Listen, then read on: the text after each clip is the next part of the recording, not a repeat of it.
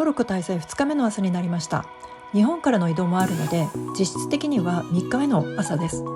朝8時にエスキシェヒルという中継地点の町を出発してバスに揺られて約300キロ離れたトゥズコへ向かいます。実は今回私たち家族は初めてツアーで旅行しました。私にとっては大学生の時に夏のスペイン研修旅行で大学の有志の団体で旅をして以来の団体旅行です。とは言っても結果的に人数が少ないグループだったのでその点も旅が快適でした。トルコの道は日本の高速道路と比べてかなり路上がガタガタしている場所があって乗っていてワイルドな感じでした。前日に窓から何も見えないほどの土砂降りのエリアもありましたが、この300キロの移動中でも晴天の場所や土砂降りの場所があって天候が変わりやすかったです。トルコの道路の脇の景色では広大な畑が広がっていることが多いです。小麦やオリーブ畑などを窓越しによく見ました。トルコは食料自給率が 100% を超えているそうで本当に文字通りの農業大国です。トゥズコが道路から見えながらもずっとバスは走り続け、いかにこの湖が大きいのかが分かります。この湖が国内で2番目の大きさだそうで、地理的には首都のアンカラから南東に位置しています。水深が50センチととても浅くて塩分の濃度が高いので夏の乾季には潮が一面に広がるのですね。ラッキーなことにトゥズコの湖畔にバスが到着する頃には青空が広がってきて景色がより楽しめるお天気になりました。まず到着してから最初にランチをいただくことになりました。こちらはマスのグリルです。普段私はマスを食べることも調理することもほぼないのですが、全く癖のないお魚でグリルされている分とても香ばしくて美味しかったです。大きくて食べきれないほどのボリュームでした。ここでも前日のようにザクロジュースも飲みました。お店によってちょっとお味が違うのでここのザクロジュースはもっとあっさりした感じのお味でした。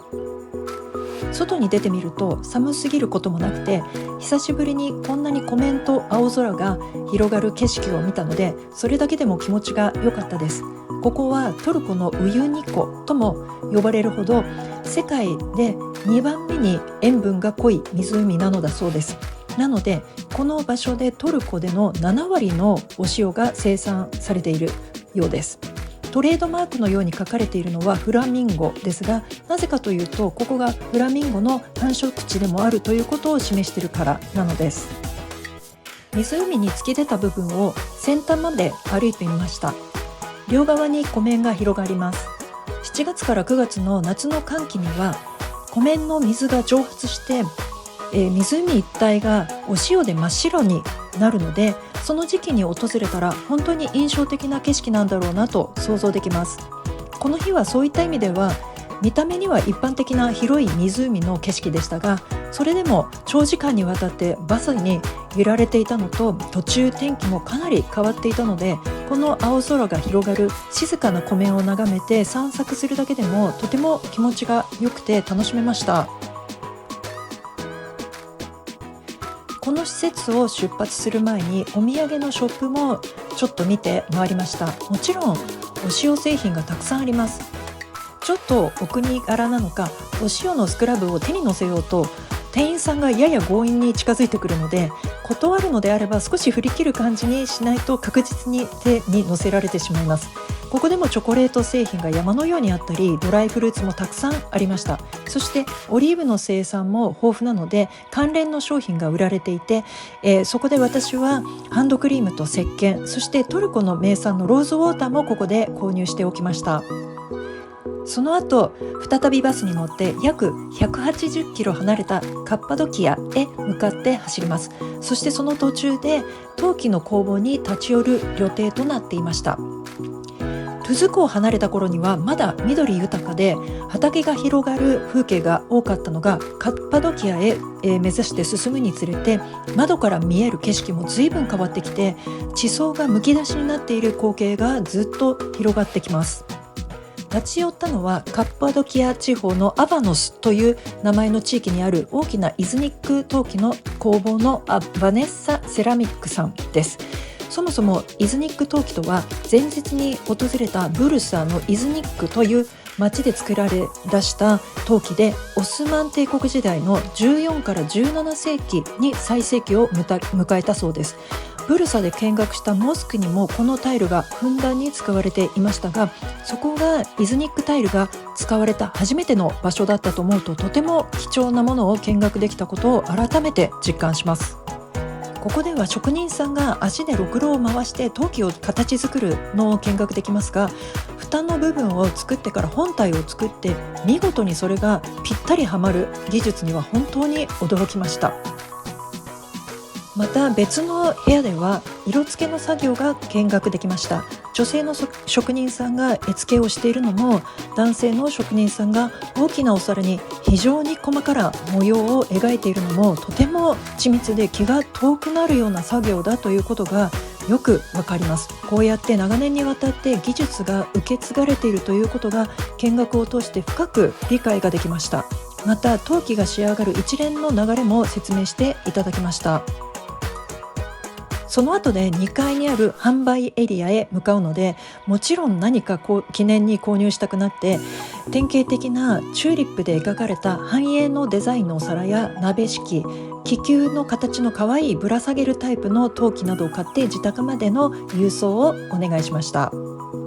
さて、いよいよカッパドキアの風景を見学しにバスで向かいます。カッパドキアといえば、今まではもちろん写真や映像で見たことしかなくて、まるで SF 映画の中の風景のようなイメージを持っていました。だんだん車窓からの風景も岩の地層がむき出しになっているような場面が増えてきます。これは数万年単位で噴火と侵食の作用が今私たちが見ている光景になっているということで、地球規模の息遣いのようなものを目の当たりにしている気持ちになってきます。あまりにも奇妙な形になっている中でも、ラクダの姿のような形とかキノコのような形になっているものなど、長年の自然が生み出した芸術作品のようです。バスから降りてぐるっと見渡してみると、車窓で見えていたラクダの岩も遠くにあります。思わずたくさん写真を撮りましたが、相手の風景が広大すぎて撮りきれない気分になってしまいます。再びバスで移動して、今度は三姉妹と呼ばれる岩が象徴的なエリアに向かいます。途中あまり目立ちませんが、アーモンドの木に美しく花が咲いていました。アーモンドはバラ科桜属の種類なのだそうで、お花も日本の桜とそっくりです。このエリアには遊歩道が展望台まで続いているので、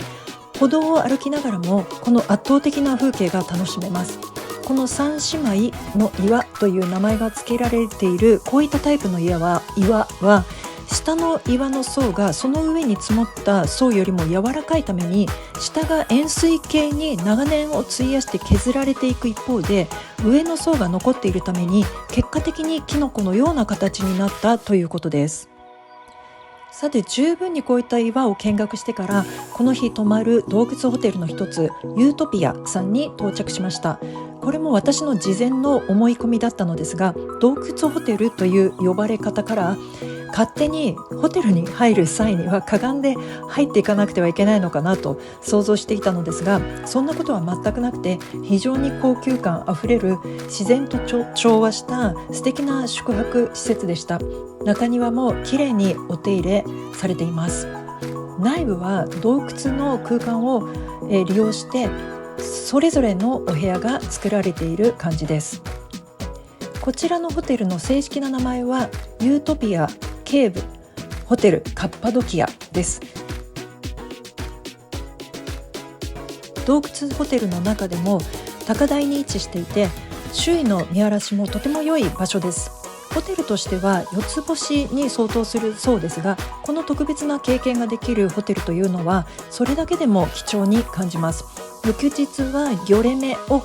訪ねたのですが、そこからのアクセスも良いところです。このようにレセプションを過ぎてから宿泊スペースのある場所に向かうのに、やはり洞窟のホールを通ってから階段を上って一旦外に出ていきます。私たちの部屋はさらに外階段を登ったお部屋だったので、この洞窟ホテルの中でも一番高い場所のお部屋でした。お部屋の、扉から見る景色もまた岩に囲まれた風景です。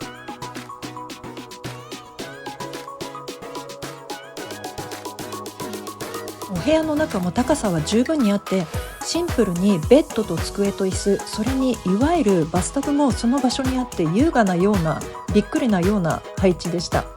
そのタイル張りのバスタブだけではなくて、奥にはトイレと洗面台、そしてシャワースペースもあります。全体的に重厚感があって、驚いたのは床暖房もついていたので、床から冷えてくるような感覚は全くなくて、その点も快適でした。アメニティグッズはそれほど充実していないので、やはり自分で必要なものは用意した方が良さそうです。ベッドサイドの洞窟を実感できる壁を大きく映してみました。こうやって掘って十分高さのある洞窟となっていることに改めて驚いてしまいます。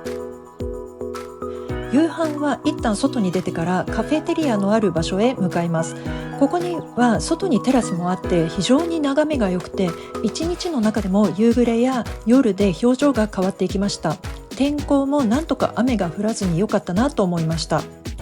カフェテリアの中からも大きな窓から外を眺めながら食事ができます。こちらは夜も朝もビュッフェスタイルでした。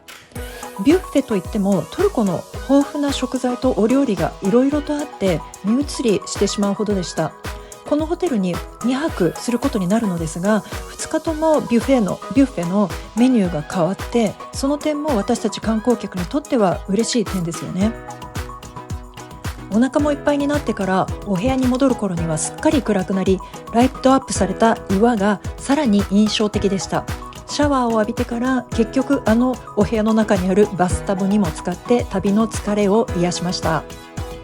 翌日はいよいよギョレメ見学とトルコ石のお店にも向かいますので、どうぞお楽しみに。